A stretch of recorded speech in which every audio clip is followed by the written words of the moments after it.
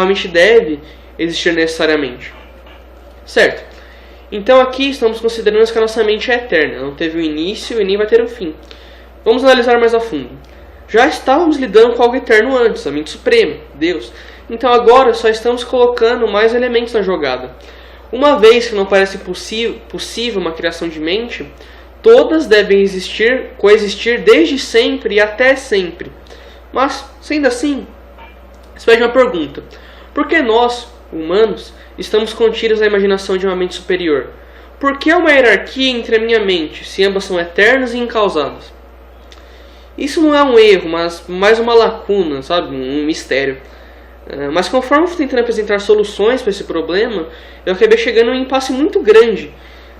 Mas antes de apresentar isso, eu quero demonstrar para vocês as duas soluções que eu tentei dar para essa lacuna. A primeira solução é que não existem várias mentes, só existe uma, a de Deus. Nós, criaturas com mentes, seríamos apenas uma manifestação da mente dele, ao passo que nós não teríamos mente própria, apenas uma vertente da mente suprema. Deus teria se separado e nós seremos fruto dessa separação. Todos seríamos Deus, mas ele em si nos transcenderia. Isso se chama panenteísmo e, ao que me parece, é a visão que o Rafa defende. E ele tem uma analogia realmente muito boa para explicar. Nós e Deus seríamos como a onda e o mar. Toda onda faz parte do que chamamos de mar, mas o mar em si é maior do que a onda. Entenderam? É meio maluco assim, meio abstrato, mas tenta não ver isso com um olhar preconceituoso, tudo bem? Não tem nada a ver com cientificismo, isso aqui é algo baseado em lógica. Por enquanto tá normal, eu vou apresentar as objeções agora. A beleza dessa visão parece muito legal, né? Tipo, ó, eu e você somos Deus, que lindo. Só que não. Essa visão nega totalmente o livre-arbítrio. Afinal, os pensamentos que eu acho que tenho, na verdade, são os devaneios de Deus. Felizmente, isso parece convidar mais perguntas do que expulsar aquela sobre a hierarquia.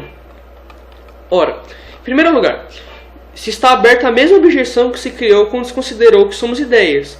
Eu certamente percebo que tenho uma autêntica autoconsciência, móvel e livre. Se você defende que a minha mente e a de Deus são una, deve afirmar que isso é uma ilusão. Então, sendo assim, segue-se novamente a pergunta: o que é iludido? Ora, mais uma vez, se só há Deus, por que eu percebo a ilusão? Tal coisa já pressupõe que há um ilusionista e um iludido, dois seres distintos. Isso acontece pois Deus não poderia iludir a si mesmo. Por quê? Porque ele teria que estar consciente da existência da ilusão, uma vez que é o ilusionista, e não consciente, uma vez que também é o iludido, ao mesmo tempo. E isso, ser e não ser ao mesmo tempo, envolve uma contradição lógica. Vai contra o princípio lógico-ontológico da identidade. Ele não pode ser consciente e não consciente ao mesmo tempo. Outra objeção aqui. Por que há uma pluralidade de visões sobre o mesmo objeto? Um daltônico vê cores de forma diferente que eu. O cachorro é outro exemplo. Ele vê o mundo com uma perspectiva diferente da minha. E outros casos são verdadeiros quanto estes. Quando se adota o pluralismo mental, ou seja, várias mentes, a diferenciação entre a minha mente e de Deus, é fácil sair desse problema. Mentes diferentes percebem coisas de formas diferentes, com todas as percepções derivando dos arquétipos que estão presentes na mente suprema.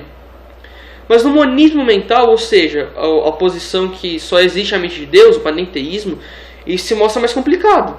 Por que a mesma mente tem uma visão diferente, sobre o mesmo objeto? A visão deveria ser igual, não é verdade?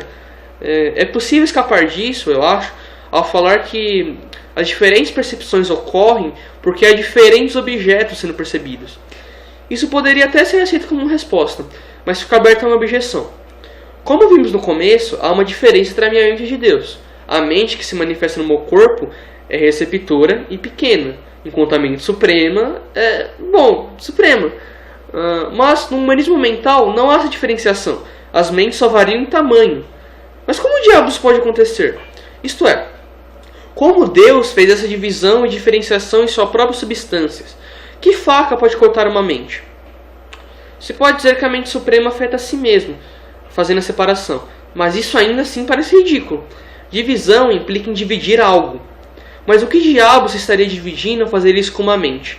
Uma mente não possui extensão, tamanho ou volume, pois tudo isso é propriedade de uma ideia, são características perceptivas, e uma mente não pode ser percebida. A mente é caracterizada apenas pela criação e percepção de ideias. Só. Como ela poderia ser dividida? O que tem para dividir? Bom, sintetizando as críticas ao panenteísmo, 1. Por que eu pareço ter consciência e livre-arbítrio? Por que eu pareço perceber uma ilusão? 2. Por que uma mesma mente tem visões diferentes sobre o mesmo objeto? E 3. Como a mente suprema se dividiu? Certo. Depois que eu não consegui achar respostas para os problemas da primeira solução, que eu apresentei aqui em cima, eu tentei algo extremamente abstrato e até meio absurdo, que é a minha segunda solução para a lacuna da hierarquia. Mas quando eu tentei isso, eu acabei chegando em algo bem interessante, e que penso é um problema muito grande para o sistema de Berkeley. Vamos lá. Assim, eu teorizei que a nossa pequenez e finitude fosse devida a tudo ser um ciclo. E, se agora somos finitos, após a nossa morte seremos infinitos. Poderemos criar o universo, da mesma forma que a mente suprema faz hoje. Nós seremos mentes supremas em última análise. Ou seja, estamos contidos na imaginação de Deus apenas por um tempo. É tudo um ciclo, igual no budismo, sabe? Mas eu logo vi que essa posição não era menos repugnável que as anteriores. De onde vêm as regras para esse ciclo funcionar? O que determina que a minha mente seja finita agora e depois, após a minha morte, infinita? Percebi que a causa disso, das leis lógicas que regem esse ciclo e do próprio ciclo, só poderia ser uma mente. Por quê? Porque leis só podem ser feitas por algo ativo, e a única coisa ativa que existe no sistema de Berkeley é uma mente. E foi aí que eu percebi. A própria hierarquia entre a minha mente e a de Deus é uma determinação que só pode existir dentro de uma mente. Tudo só pode existir dentro de uma mente. Essa é a conclusão inevitável do sistema de Berkeley. Panteísmo absoluto. Tudo é mente divina. Mas, se é essa a conclusão, que se chega após alguns raciocínios, a pergunta inicial ainda fica em aberto. De onde veio a minha mente? Ora, nós vimos durante esse vídeo que se abre uma questão bem complicada quando se advoga que somos criação de uma mente divina. Questão aqui, que é a que todos os panenteístas que baseiam sua visão em Berkeley têm que responder: por que eu tenho a sensação de autoconsciência, livre-arbítrio e de ser distinto de Deus? O que Deus estaria iludindo? Bom, não tem como fugir dessa pergunta. Todas as outras soluções para a criação da mente, ou seja, a criação ex nihilo e a eternidade da nossa mente, acabam contradizendo as premissas que Berkeley determinou, como eu demonstrei aqui. Se não for possível responder essa pergunta que eu deixei, então eu acredito que todo o raciocínio dele acaba caindo por água abaixo. Se há uma contradição lá na frente, é porque há algum erro no raciocínio anterior ou nas premissas, ou seja, que as bases não estão boas.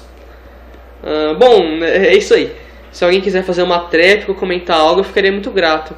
O vídeo não está bem editado, eu não sei editar vídeo. Talvez a minha voz seja um pouco atrasada, porque eu estou gravando no meu celular. Mas eu quero que vocês foquem nas ideias apenas, tudo bem? Eu quero uma discussão, eu acho que vai dar uma discussão muito boa. E é isso aí, obrigado se você viu o vídeo, sei que ficou bem longo, mas espero que tenha valido a pena.